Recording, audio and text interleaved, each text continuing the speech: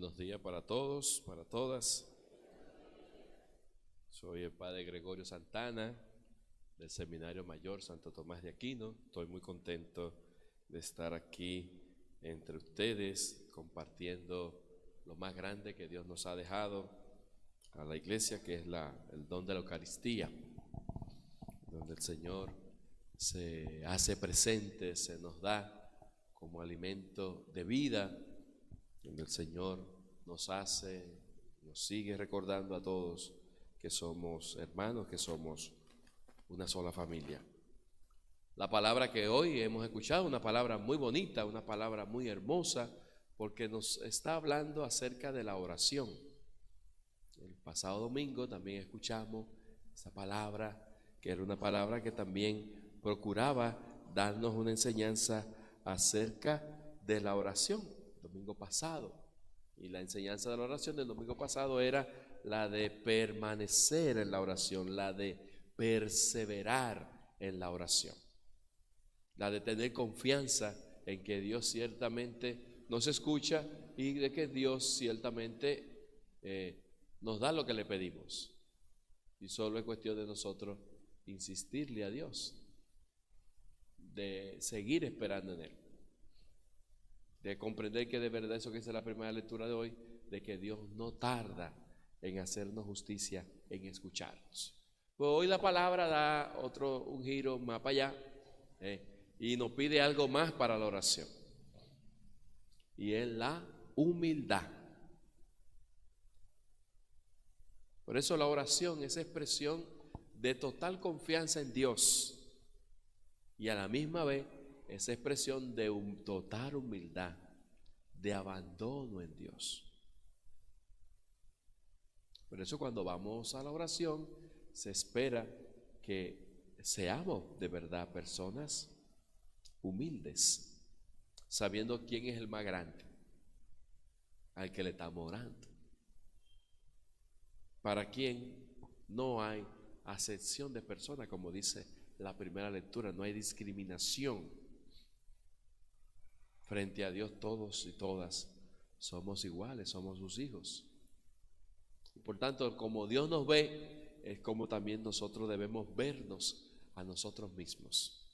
Ustedes saben que nosotros en la iglesia tenemos un peligro grande, porque la iglesia puede ser la causa de que nos condenemos, de que el diablo nos lleve. Como dice la gente por ahí, que hay gente que va a la iglesia a hacerle morcilla al diablo.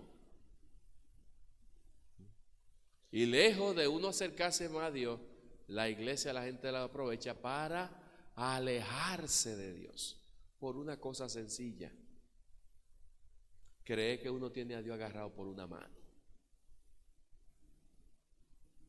Si uno pone atención a lo que dice el Evangelio, Jesús dice esta parábola, ¿para quiénes? Uno veía la otra parábola, Jesús estaba hablando a un grupo de gente, pero ahora como que esa gente que Jesús le estaba hablando como que llegan como otra gente diferente.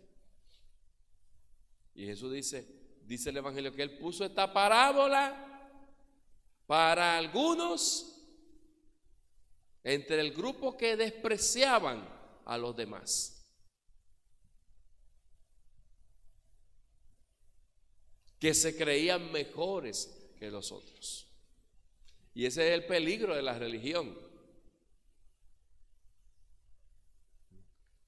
Uno ve en los evangelios un grupo de personas, hay varios grupos de personas, están los discípulos, están los 12, están las mujeres que siguen a Jesús, aparecen niños, aparecen enfermos, pero ustedes no se dan cuenta cuáles son las otras gente que aparecen en los evangelios interactuando con Jesús: los fariseos, los escribas, los maestros de la ley. ¿Y quién eran esta gente? Gente muy, muy religiosa, gente muy sabia, gente muy inteligente, gente que sabía la palabra, que sabía de Abraham, que sabía de Moisés, que sabía de esto. Eran doctores de la ley, de la palabra. Y ya ustedes saben quiénes eran los que vivían porfiando con Jesús. ¿Quién es lo que porfiaban con Jesús? Esa gente, los fariseos, los maestros de la ley, los escribas. Esa gente que eran la gente más buena, más religiosa, más correcta, más por las reglas, por las rayas. De la poquita cosa que uno es para estarse comparando con Dios. Si Dios, que es Dios, se hizo hombre y se humilló, pasando a ser uno más, ¿qué se esperaría de un hombre y de una mujer que dice que es de Dios? Pues que sea humilde, que sea sencilla, que sea una mujer de Dios. ¿Y en qué se le nota a un hombre, a una mujer que es un hombre, una mujer de Dios? En cómo trata a las personas, en las opiniones que se hace de las personas.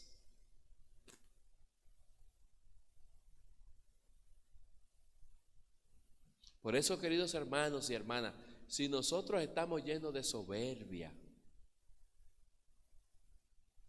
de arrogancia, la oración de nosotros Dios no la oye, por más que usted rece.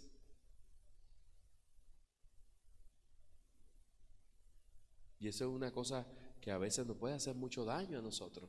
Está todo el tiempo metido en la iglesia, y todos los años que hemos tenido en la iglesia, lo que hemos estado alimentando, la soberbia, la arrogancia de creer que yo tengo 30 años, que yo tengo 40 años, que cuando hicieron esta iglesia, que cuando yo era chiquito, que yo era esto, que yo era otro, yo tengo tantos años de casado, que yo tengo todos los sacramentos, que yo, amigo, amiga, así usted no va para ningún lado.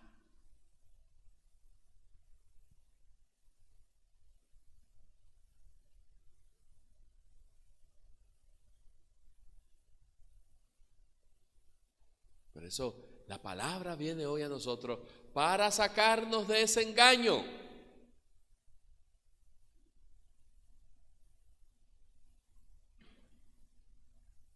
¿Cuál engaño? Uno creer que a base de hacer cosas en la iglesia o de estar en esto, en aquello, en lo otro, uno cree que es superior a los otros. Uno cree que es más que otro. Uno cree que tiene más derecho que otro. Uno cree que es más santo que otro, que es más bueno que el otro. Uno creerse Dios juzgando a los otros, señalando a los otros.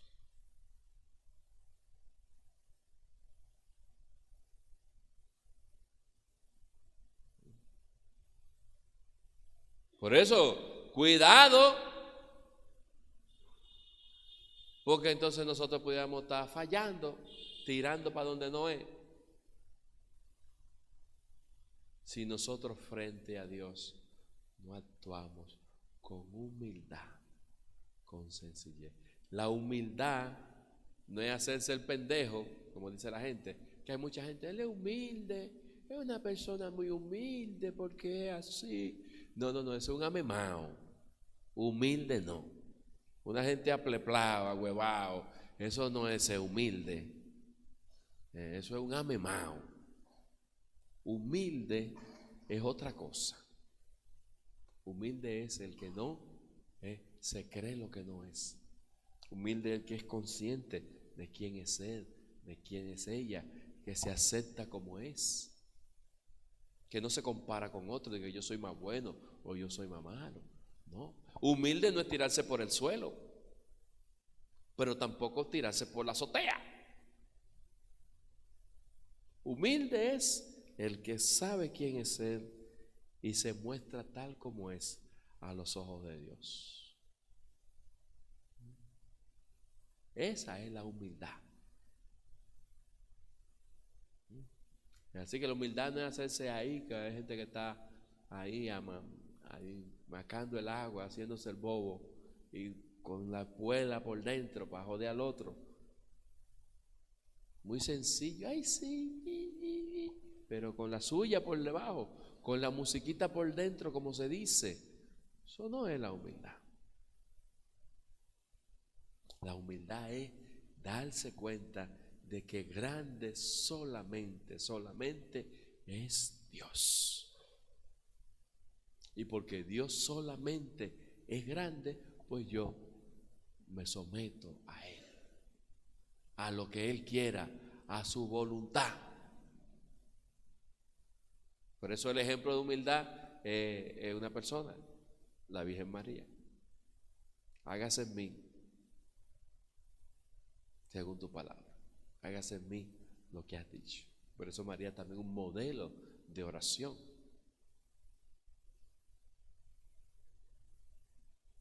Por eso la palabra hoy que nos habla de la oración no quiere decirnos, que para orar entonces yo tengo que ponerme la ropa de la humildad. No, que usted tiene que ser humilde siempre. La humildad no es cuestión de un rato, de un truco. Bueno, déjame hacerme el pendejo a Dios para pedirle tal cosa. No, es que eso es de la vida entera, de todos los días. No es que usted humilde un rato, humilde por la mañana y soberbio por la noche. O humilde en la iglesia y soberbio en su casa. Y usted lo ve como una mosquita muerta que no rompe un plato. Pero nada, púyale un chin para que tú veas cómo le sale la soberbia, la arrogancia. Hay que tener mucho cuidado con eso. Porque la iglesia es una escuela de la humildad, de la sencillez. Una escuela de oración. Si nosotros los que estamos aquí en la iglesia estamos calculando quiénes de aquí son malos y son buenos, no estamos en nada. Y Jesús no es fácil. Jesús pone una parábola que es una pedra en el ojo. Y miren la comparación que pone Jesús. Fueron 2 hombres al templo a orar. Uno era fariseo, ya usted sabe, con todo lo que acabé le puesto, con toda la ley, sabía de todo, sabía la palabra, rezaba muchísimo, daba el diezmo completo. Bien. Y el otro era un publicano. Eso es lo que un sinvergüenza público. Todo el mundo lo tenía por sinvergüenza. Eso es lo que eran los publicanos, unos traidores. Traicionaban a su pueblo, juntaban dinero para dárselo al invasor de su pueblo. Eran personas ciertamente despreciables por el pueblo, tenidos por sinvergüenza, por charlatanes. Pues vea, Jesús pone el ejemplo de un hombre religioso correcto, que es el fariseo, y de un hombre charlatán y sinvergüenza, que es el publicano. Pues ya te sabe, ya Jesús dijo, ¿cuál de los dos fue? El bueno, dice, empieza a echarle vaina en la oración al publicano. Recuerda, no soy como ese. Y dice toda la cosa que es, adúltero, esto, aquello, lo otro. En cambio el publicano, dice la palabra, no se atrevía ni a mirar hacia el cielo, a dirigir la palabra. ¿Por qué? Porque él sabía quién era él y reconocía que era él, un pecador. Y su oración no es otra cosa más que expresión del reconocimiento de lo que él es. Ten compasión de mí, ten compasión de este pecador. Por eso también la oración, de alguna manera, queridos hermanos y hermanas, es conciencia de las propias limitaciones. La oración es conciencia del pecado.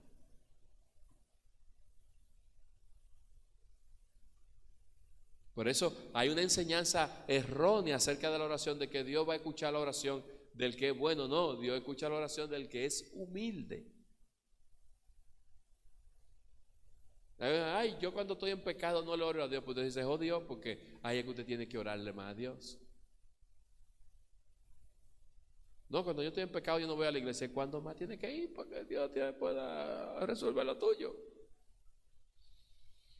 Pero alguna gente, ¿verdad? No, cuando yo estoy como en pecado, qué sé yo cuánto, pues yo como que no me da cosa. No, porque la oración,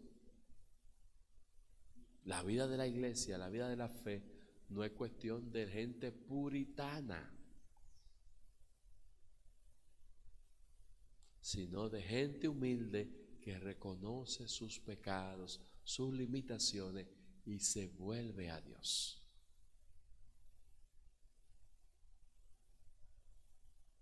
Por eso, queridos hermanos y hermanas, si nosotros somos personas humildes, sencillas, austeras, ya la mitad del camino está recorrida en nuestra vida de oración. Porque ser humilde es en sí mismo toda una oración.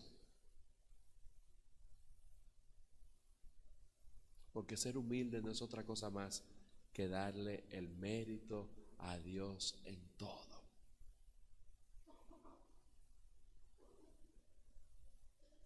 Y por eso una persona que ha sido bendecida por Dios es capaz de reconocer que todo lo que tiene en su vida se lo ha dado Dios. Dios lo ha bendecido.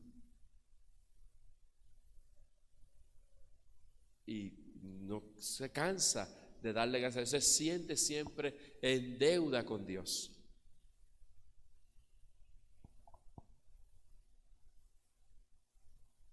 Al revés del arrogante, del creído que piensa, no, que todo lo que tiene, no, porque yo a los hijos míos, yo a cada uno le di su cosa, cada uno tiene su casa, cada uno tiene su parcela, yo los mandé a la escuela, los mandé a la universidad, porque yo. Al revés.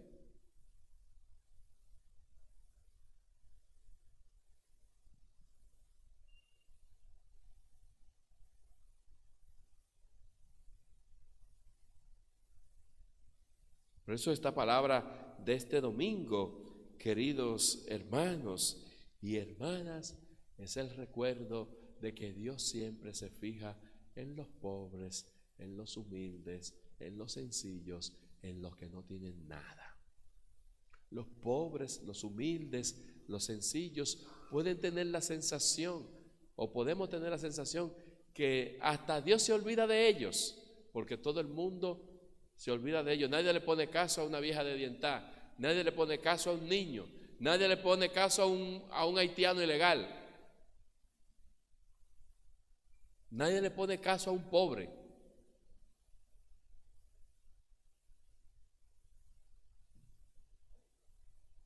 Nadie le pone caso a un loco. Pero esta palabra es una palabra poderosa porque nos previene acerca de una cosa, de todos aquellos que maltratan a los pobres, a los humildes, a los migrantes, a los enfermos. Mira, Dios los oye a ellos. Dios los escucha a ellos. Eso debería llenarnos a nosotros de pavor y temblor. Ese dato, esa información, ese truco de que Dios escucha de manera especial al humilde, al pobre, al que nadie quiere, al que todo el mundo desprecia. Dios lo oye. Eso debería llenarnos de terror a nosotros. Pensar, si eso es así, pues nosotros como que tenemos que cambiar la actitud frente a esa gente que Dios está oyendo siempre.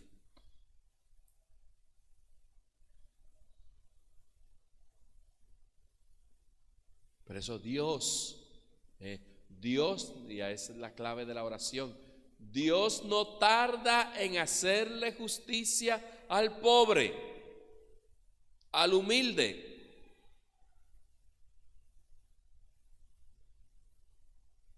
Y así el que piensa que se sale con la suya, abusando de los más pobres, de los más humildes. La palabra también hoy nos da un dato interesante, la primera lectura que hemos escuchado. Dios escucha la oración de los humildes y no tarda en hacerle justicia.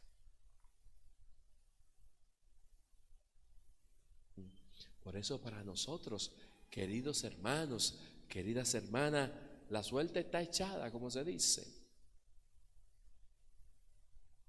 Si nosotros queremos ser parte del triunfo, de la victoria, si nosotros queremos que Dios nos haga justicia, ya nosotros sabemos de qué lado estar, de parte de quién estar nosotros, de parte de los humildes, de los pobres.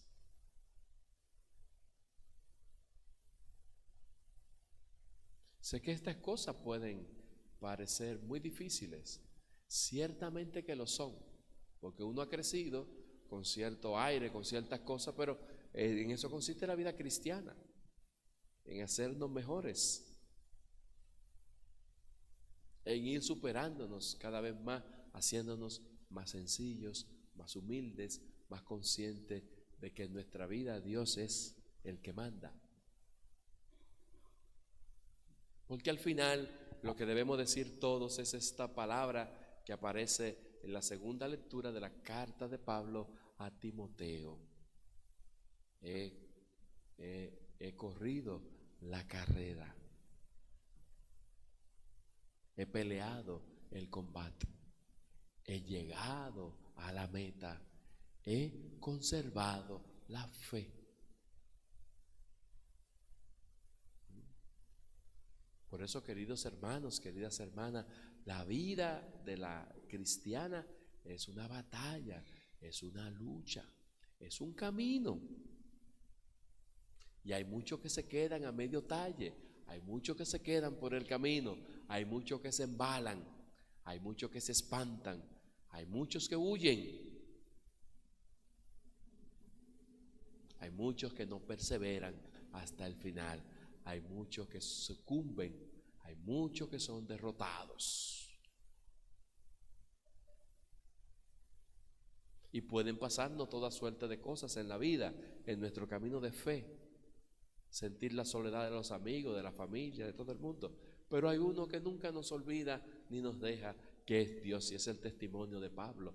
Aunque todos me abandonaron, todos me dejaron solo, hubo uno que no me dejó solo, que fue Dios. Dios estuvo ahí conmigo.